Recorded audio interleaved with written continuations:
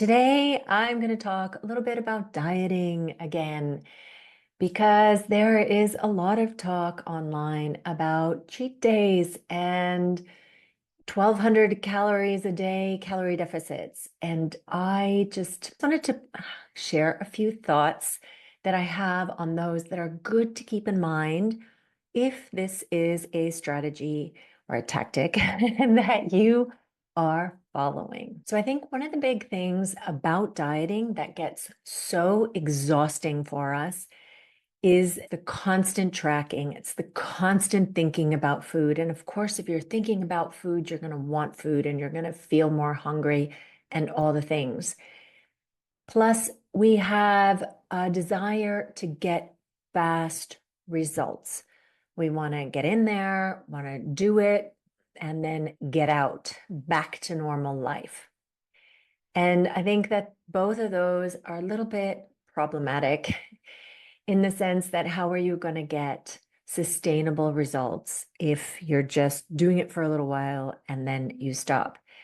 What is going to bring more sustainable results is if you start to actually incorporate new habits into your life. I want to address this 1,200 calories a day and cheat days method. The thing is that on a cheat day, if you just say, oh, now I can do whatever I want, first of all, you've been starving for the whole week if you're at 1,200 calories, especially. So you've been doing the 1,200 calories a day. And then the weekend rolls around and you kind of give yourself free rein. You're allowed to have a cheat day. You deserve this cheat day. You've been working so hard all week and you're starving. So you go enjoy yourself. And then later in the evening, you're still out and about. You feel like treating yourself to something, or you go hang out with your friends. Maybe there's a party, maybe go out to dinner. Then your eating inhibitions kind of fail. You start to feel a little drunk. Maybe I should eat a little bit more so I don't start feeling badly. Or on the way home, you stop by to grab something to eat. You can see how that's kind of normal life. But my point is that if you are trying to be in a calorie deficit and you have that kind of a Saturday, then you most likely have brought into your week so many calories that you have negated kind of all of the good work that you have done all week. I think a far better way to think about dieting is to think of it like a budget, like a money budget. You have a certain budget for the week of calories. And then you can decide how you want to split up spending that budget. So if on Saturday you're going to go on a shopping trip and you want to go to the Starbucks or that you have a party coming up, then plan for that. The same way you would plan for that if you actually had a monetary budget.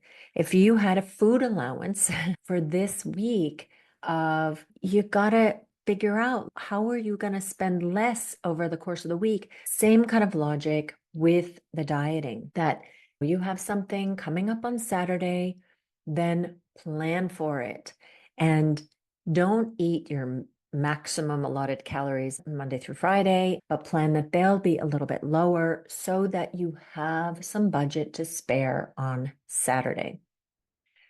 Now, of course, if your budget per day is something as low as 1,200 calories a day, you are not really going to be able to go much lower. Where I would say revisit what is a realistic amount of calories for you to be on. So think about it as a calorie budget rather than going for these cheat days, because the cheat days really are going to eat up what you've done. It's like if you had that budget of $10 a day to spend on your food, so you have $70 for the whole week. And then if you do one of those cheat days, then what you're actually doing is you're spending, instead of $70 over the course of the week, you might be spending $170 over the course of the week. So what happens when you keep going over budget, over budget, over budget? week after week after week. It's not a good thing. In general, my advice for anyone who is trying to lose a little bit of fat, bring down their weight, is start by really looking at what you are eating right now and analyze that. The protein amounts that you want to be getting is if you're eating 5 times a day, 4 times a day versus once a day. I mean, try to get in 100 grams of protein eating once a day. I don't know. I don't know if I could do that. But tracking would be the first step. And the thing about the tracking also is that you can really honestly figure out what are your maintenance calories. So if your weight is staying about the same right now, but you're just heavier than you want to be, or you have more fat on your body than you want to be, then it's a perfect time to track so you get a good idea of your maintenance calories. And I know it's very difficult to track and not have it affect what you are actually consuming. So that's always a little bit of a trick, but start with that. But the first step is going to be figuring out your maintenance calories, and that's best done through tracking. Anyhow, I hope this has been helpful, and I will talk to you again next week. In the meanwhile, happy training.